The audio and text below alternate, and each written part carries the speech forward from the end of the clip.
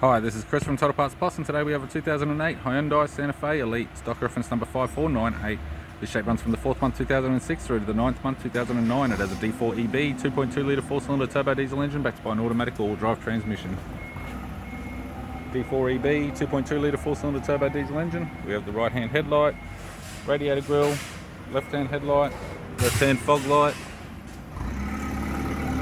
left rear 18-inch factory alloy mag with a good tyre, left-hand tail light, left tailgate garnish, tailgate appears to have no damage, right-hand tailgate garnish, right-hand tail light, right rear 18-inch factory alloy mag with a good tyre, right front door appears to have no damage, right power door mirror, right guard has no damage, and a right front 18-inch factory alloy mag with a good tyre.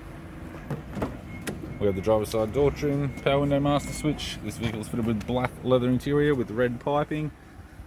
Automatic type console, automatic gear shifter, climate control heater controls, left sun visor, courtesy lamp, sunglass holder type and sunroof type, interior mirror, auto dim type, right hand sun visor,